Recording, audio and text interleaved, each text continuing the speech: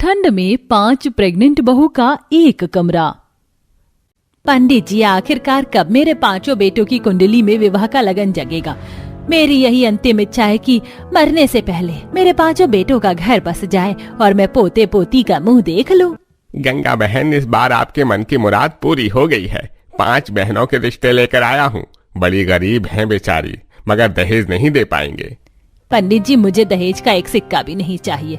मुझे रिश्ता स्वीकार है। मुझे केवल मेरे घर की लक्ष्मी चाहिए। थोड़े दिनों में गंगा 5 बेटों की शादी अलका, आशा, गहना, पूजा, किरण नाम की गरीब लड़कियों से करवा के घर ले आती है।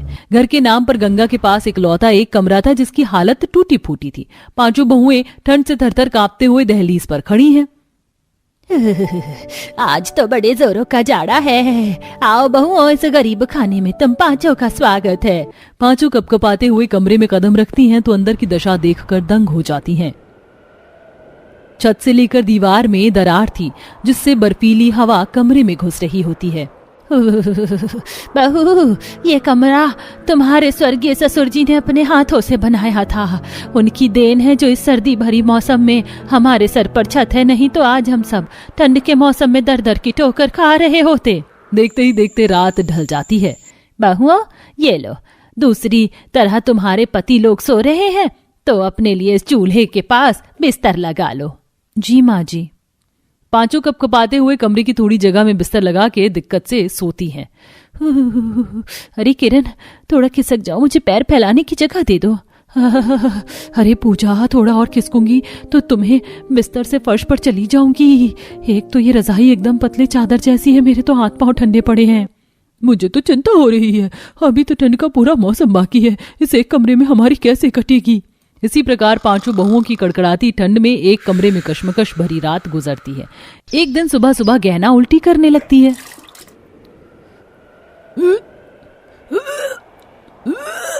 गहना बहू, क्या बात है, तेरी तबीयत तो ठीक है? माँ जी, ठंड बढ़ गई है ना, मुझे लगता है गहना जिज्जी को जमीन पर सोने के कारण ठंड लग गई है। माँ जी, पिछले 1 हफ्ते से मुझको उल्टी हो रही है, दिल कच्चा कच्चा हो रहा है और चक्कर भी आ रहे हैं। बहू के लक्षण बताते ही गंगा गहना का नब्ज जांचती है। मुबारक हो गहना बहू, तेरे पैर भारी हैं। मैं दादी बनने वाली हूँ। मुद्दतों बाद इस घर में कोई खुशी आई है। तभी अंदर से किरण घबरा कर बाहर आती है। माँ जी, जल्दी से भीतर चलिए, पूजा चक्कर खाकर गिर गई है। हे भगवान, अभी तो हाथ में पैसा कौड़ी भी नहीं है, कहाँ लेके भटकूंगी बहू को इतनी ठंड में। गंगा 5 बहुओं के साथ रानी आशा के पास लाती है जहां गर्भवती औरतों को मुफ्त में इलाज दिया जाता था। गंगा काकी, बधाई हो। गहना के साथ साथ आपकी 2 बहू अलका, पूजा भी उम्मीद से हैं। तीनों को 2.5-3 महीना चढ़ा है। इनके खाने पीने का अच्छे से ख्याल रखना और सर्दी से सावधानी बरतना। जी रानी आशा जी, धन्यवाद। शाम को 5 खुशखबरी सुनकर खुश हो जाते हैं। क्या सच में हम बाप बनने वाले हैं अम्मा? हाँ बेटा, तुम तीनों बाप बनने वाले हो। अब बहुओं के खान पान का खास ख्याल रखना है। चिंता मत करो माँ, बस 2-3 महीने में फसल तैयार हो जाएगी तो सबसे पहले हम अपने मकान की मरम्मत करवाएंगे। भगवान तुम 5 की हर मुराद को पूरी करे। खाना तैयार है, आप सब लोग खा लीजिए, नहीं तो रोटी ठंडी हो जाएगी। हमने चूल्हा बुझा दिया और लकड़ी भी नहीं है कि चूल्हा जलेगा। सब लोग ठंड में कांपते हुए रूखा सूखा खाकर दिक्कत परेशानी में सो जाते। थोड़े समय बाद अब बाकी 2 बहुएं भी गर्भवती हो जाती है। ठंड का मौसम भी चरम सीमा पर था। 2 बहुओं को 5वां 6ठा महीना चढ़ जाता है, 2 को 3रा 4था और वहीं गहना को 7वां महीना चल रहा होता है। इसी प्रकार सर्दी भरे मौसम में 5 गर्भवती बहू का संघर्ष जारी था। कभी उन्हें खाना बनाने में दुविधा होती और हर रात जगह की कमी के चलते उन्हें किल्लत में सोना पड़ता। एक सुबह, अच्छा माँ, हम 5 भाई खेत पर जा रहे हैं। आज फसल काटनी है। अजी, खाना परोस दिया है, 2 रोटी खाकर जाइए। राकेश, लखन बेटा, खाली पेट मत जाओ, ठंड का मौसम है, खा के जाओ। भूख तो लगी है, लाओ तो क्या बनाया है। 5 जैसे ही खाने बैठते हैं बरसात शुरू हो जाती है, जिससे सब चिंता में आ जाते हैं। हे भगवान, इंद्र देवता को भी आज ही आफत लगानी थी। अभी फसल भी काटनी है, बरसात में कटाई कैसे होगी। अजी, बिन बादल के बरसात है, थोड़ी देर में रुक जाएगी। हाँ लखन, सावन भादों का मौसम थोड़ी है जो दिन रात बदरा बरसेगी। पूस के जाड़े की फुहार है। लगभग 2-3 दिनों तक लगातार बारिश होती है। साथ ही बर्फीली ठंडी ठंडी पुरवैया कमरे की छत भी सरक जाती है, जिससे ठंड के साथ बारिश का कहर पांचों बहुओं पर टूट पड़ता है। हे भगवान, इस टपकती छत के चलते सारे उपले भीग गए, अब क्या होगा। पूजा और किरण बारिश का पानी बाहर फेंकती, तभी किरण फिसलते हुए बचती है। अरे संभल कर किरण बहू, अभी मैं नहीं आती तो पेट के बल गिरती। और बहू क्या बात है, अभी तक चूल्हा सूना पड़ा है, खाना नहीं बनेगा क्या? तुम सब पेट से हो, इतनी देर तक भूखे रहना ठीक नहीं है। माँ जी, घर में अन्न का एक दाना नहीं बचा है, उपले भी बरसात में भीग गए हैं। आज शायद गर्भवती बहू के नसीब में खाना नहीं लिखा। इसे कहते हैं कंगाली में आटा गीला होना। ये ऊपर वाले, थोड़ी तो तरस खा। चिंता मत करो बहुओं, मैं लाला जी से उधार लेके आती हूँ। पांचों प्रेग्नेंट बहुएं ठंड में कपकपाते हुए कमरे से बारिश का पानी निकालती हैं। वहीं उदास सूरत लिए गंगा लाला के पास जाती है। आओ आओ गंगा, कैसे आना हुआ? लाला जी, मुझे थोड़ा आटा दाल तौल दो, पैसे बाद में दूंगी। माफ करना गंगा बहन, मगर मैंने उधारी का धंधा बंद कर दिया है। आज नकद, कल उधार। ये सुनकर गरीब लाचार सास की आंखों के आगे अपनी पांचों गर्भवती बहू का ठंड से जूझता हुआ सूरत झलक जाता है। वह बनिए के आगे गिड़गिड़ाते हुए कहती हैं, इतने निर्दयी मत बनो लाला जी, मेरी 5 बहुएं गर्भवती हैं, मैं उन्हें क्या खिलाऊंगी। ये लो, जिनके खाने का भी ठीक से अता पता नहीं, वो बच्चों की लाइन लगा रही है। इंसान की जिंदगी चादर हो, उतने पैर पसारने चाहिए। भागो यहाँ से। निराश मुंह लेकर गंगा ठंड के कहर में कांपते हुए घर आती है, जहां अब मकान की आधी छत कमरे में गिरी पड़ी थी। दिल पर हाथ रखे गंगा भीतर आती है। हे राम जी, क्या हो गया? अलका, गहना, पूजा, किरण, आशा, अरे बहुओं का। माँ जी घबराइए मत, हम सुरक्षित हैं। एक पल को मुझे लगा मेरे घर का चिराग जलने से पहले बुझ गया। माँ जी, बहुत तेज हवा का झोंका आया था। वो तो गनीमत है कि हम कमरे की दूसरी तरफ बैठे थे, वरना आज अनहोनी हो जाती। शुभ शुभ बोलो बहुओं, भगवान करे तुम पांचों को मेरी भी उम्र लग जाए। तुम हटो, मैं मलबा साफ करती हूँ। गंगा के साथ साथ उसकी पांचों बहुएं घर से मलबा निकालती हैं। तभी रानी आशा पांचों के हिस्से का एक एक पैकेट चावल दाल लेकर आती है। कड़ाके की ठंड में सबका कमजोर शरीर कपकपा रहा था। अरे आशा जी, आप यहाँ आइए ना, नमस्ते।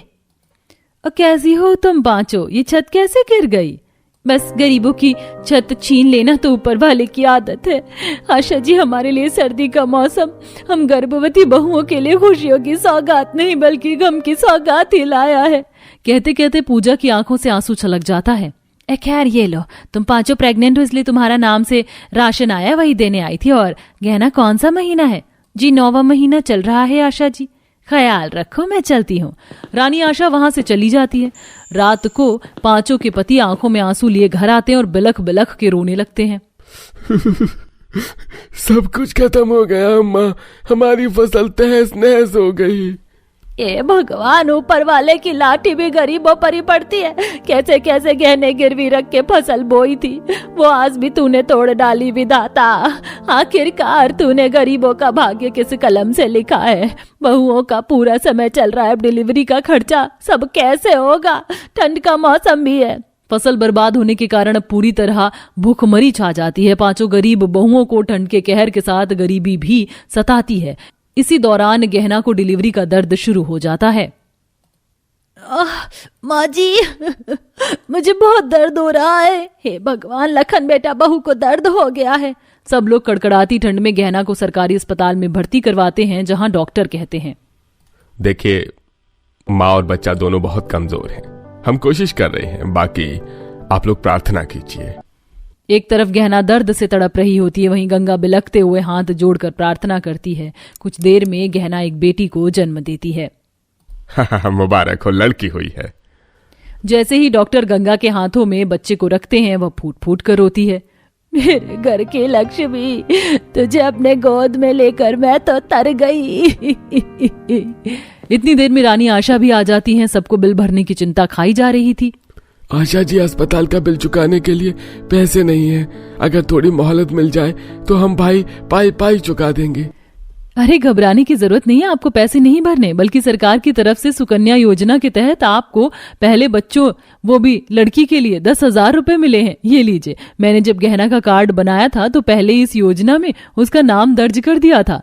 यह सुनकर गरीब परिवार वालों के सर से भरी चिंता टल जाती है। पांचों बहुएं आपस में सलाह मशवरा करके उन पैसों से अपने पतियों को खाने पीने का व्यापार शुरू करने की राय देती हैं। पांचों ठंड के मौसम में खाने पीने के ठेले शुरू कर देते हैं। कोई आलू के पराठे तो कोई चाय पकौड़े बेचते हैं, जिससे उन्हें थोड़े ही दिनों में मुनाफा होने लगता है, जिससे दुख परेशानी दूर हो जाती है। शिखा बाजार में एक ठेले वाले के पास खड़ी मजे से गोलगप्पे खा रही होती है। तभी उसकी मां नीलम घर के दरवाजे पर आके उसे आवाज लगाती है। शिखा, अरे घर वापस आ, जब देखो किसी ना किसी ठेले पर ही दिखाई देती है। हाँ माँ, बस अभी आई। शिखा आखिरी बचा हुआ गोलगप्पा खाकर घर लौट आती है।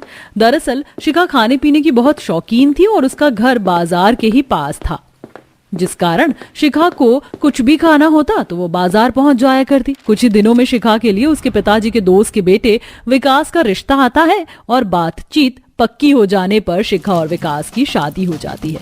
शादी के बाद शिखा जब अपने ससुराल आती है तो देखती है उसका ससुराल बहुत बड़ा और अच्छी सोसाइटी में था। घर में उसकी जेठानी, सास ससुर और जेठानी का 8 साल का एक बेटा भी था। एक रोज अपने ससुराल वालों को सादा खाना खाते देखकर शिखा अपनी जेठानी सुमन से पूछती है, दीदी आपको खाना बनाने नहीं आता क्या? ये तुम क्या कह रही हो? दिखता नहीं है कि मेरा बनाया हुआ खाना ही सभी खा रहे। ये भी भला कोई खाना हुआ? अरे बिना मिर्च मसाले के कैसा खाना, और इतना सादा खाना कोई कैसे खा सकता है? इस घर के लोग ज्यादा तेल मसाले वाला खाना नहीं खाते, सादा खाना खाते हैं, इससे सेहत अच्छी बनी रहती है। लेकिन मुझे सादा और मरीजों वाला खाना खाने की आदत नहीं है। तो आदत डाल लो, क्योंकि इस घर में ऐसा ही खाना बनता है, तुम्हारे लिए अलग से खाना नहीं बनेगा, समझी? इतना कहकर सुमन गुस्से में शिखा को घूरते हुए चली जाती है और वो सादा खाना देखकर शिखा का मुंह लटक जाता है। तब जैसे तैसे बर्दाश्त करके शिखा पूरे 1 हफ्ते तक वही खाना खाती है। एक रोज वो अपने बगीचे में पौधों को पानी देते हुए खुद से बात करती है, पियो पियो पानी पियो, मुझसे अच्छे तो ये पौधे हैं जिन्हें भरपूर पानी तो नसीब हो रहा है, वरना यहाँ तो इंसान को मनपसंद खाना ही नहीं मिल रहा। कचौड़ी, गर्मा गर्म कचौड़ी खा लो, कचौड़ी कचौड़ी कचौड़ी। कचौड़ी वाले की आवाज सुनते ही शिखा बगीचे से बाहर झांकने लगती है तो देखती है कि सोसाइटी के बाहर कचौड़ी वाला जा रहा है। कितने दिनों बाद कचौड़ी का नाम सुन रही हूँ, मेरे तो मुंह में ही पानी आ रहा है, लेकिन जाना ठीक रहेगा क्या? चली ही जाती हूँ, 1 हफ्ते से अपने मन को मार कर बैठी हुई हूँ। शिखा कचौड़ी वाले की ओर ऐसे भागती है मानो उसे कोई खजाना मिल गया हो और मजे से ठेले के पास खड़ी होकर कचौड़ी खाने लगती है। आहा, क्या मजेदार कचौड़ी है भैया, खाकर सुकून मिल रहा है। वैसे आप इस सोसाइटी में काम वाम करने आती हैं क्या? इसलिए पूछ रहे हैं कि यहाँ के लोग ठेले पर बिकने वाला सामान नहीं खाते हैं। वो ना खाए, मुझे तो खाने दो भैया, इसी बात पर 2 प्लेट और बना दो। शिखा मजे से कचौड़ी खा रही होती है और सोसाइटी में आने जाने वाले लोग उसे देख रहे होते हैं। रात के समय सभी खाने के लिए बैठे होते हैं, तभी कविता कहती है, अरे छोटी बहू, तू क्यों कोने में खड़ी है, आकर खाना खा ले। पेट में जगह हो तब तो खाऊं। क्या कहा बहू तूने? अरे थोड़ा जोर से बोल। माँ जी, मैंने कहा कि मेरा मन नहीं है खाने का। अरे शिखा, ऐसे कैसे मन नहीं है, थोड़ा तो खा लो। नहीं, आप लोग खाइए, मुझे नींद आ रही है। शिखा उबासी लेते हुए वहां से चली जाती है। ऐसे ही वो अगले दिन भी ठेले से तंदूरी नान खा लेती है और फिर घर में खाना नहीं खाती। इस तरह पूरा 1 हफ्ता बीत जाता है। तभी एक रोज सुमन अपनी सास से कहती है, माँ जी आज खाने में क्या बनाऊं? बहू, आज तू छोटी बहू की पसंद का कुछ बना ले, मैं देख रही हूँ वो रात में खाना ही नहीं खाती, ऐसे तो वो कमजोर हो जाएगी। माँ जी आप फालतू में चिंता कर रही हैं, रात में ही तो नहीं खाती है, दिन में तो बराबर खाना खाती है। फिर भी बहू ऐसे अच्छा नहीं लगता, तू कुछ बना दे उसकी पसंद का। माँ जी मुझे क्या पता उसकी पसंद, और वैसे भी उसे घर में बनने वाला सादा खाना रास नहीं आता। माँ मुझे भूख लगी है। तुझे तो घर आते ही भूख लगने लगती है, रुक मैंने तेरे लिए फल काट कर रखे हैं, मैं अभी लाती हूँ। इधर शिखा की सास को उसके ना खाने से चिंता हो रही थी, तो उधर शिखा ठेले से कभी चाट, समोसे, पकौड़ी और अपनी पसंद का खाते हुए मौज में थी। और आस पड़ोस की पड़ोसने उसे देखकर तरह तरह की बातें बनाया करती। ये तो सुमन की देवरानी है ना रजनी बहन? हाँ लग तो वही रही है, लेकिन ये ठेले वाले से क्या ले रही है? वहाँ खड़ी होकर चाट खा रही है, देखो तो कैसे मजे से खा रही है। भला बड़े घर की बहू ऐसे ठेले पर बिकने वाली सामान खाती हैं क्या? लगता है इसके घर वाले से खाना नहीं देते, देखो कैसे एक के बाद एक प्लेट चट करती जा रही है। हाय हाय, मुझे तो इसे ऐसे खाते देखकर ही अजीब लग रहा है। सही सुना था मैंने, ये सुमन की देवरानी किसी छोटे घर से आई है। हाँ हाँ, वो तो इसकी हरकतें ही बता रही हैं। चाट खाने के बाद शिखा चुपचाप अपने घर चली जाती और रोज की तरह आज भी खाना नहीं खाती। तभी सुमन उससे कहती है, तुम्हारी भूख मर गई है क्या? माँ जी को तुम्हारे ना खाने को लेकर चिंता होने लगी है। अब इसमें चिंता करने जैसी क्या बात है? खाना तो तुमने खाया नहीं है, तो ये डकार कैसे ले रही हो तुम? ये वो खाली पेट की वजह से है। वो क्या है ना, मुझे खाली पेट डकार आ जाती है कभी कभी। मैं जा रही हूँ सोने। इससे पहले कि सुमन और कुछ कहती, शिखा वहां से चली जाती। अगले दिन दोपहर में शिखा ठेले पर मोमोज खा रही होती। तभी स्कूल से लौट रहा उसका भतीजा उसे देख लेता है और उसकी साड़ी का पल्लू खींचकर कहता है, चाची चाची, आप क्या खा रही हो? अरे ये कहाँ से आ गया? बेटा मैं मोमोज खा रही हूँ, ये बहुत स्वादिष्ट है, तुम खाओगे? चाची मम्मी कहती है बाहर की चीजें नहीं खानी चाहिए, वो सेहत के लिए अच्छी नहीं होती है। बेटा एक दिन खाने से कुछ नहीं होता, और ये ना बहुत स्वादिष्ट है। मेरे साथ तुम भी खाओ, और हाँ, घर पर किसी को मत बताना, ठीक है? अब बबलू तो बच्चा ही था, इसीलिए शिखा की बात मानकर उसके साथ मोमोज खाने लगता है और कुछ ही देर में दोनों घर पहुंचते हैं।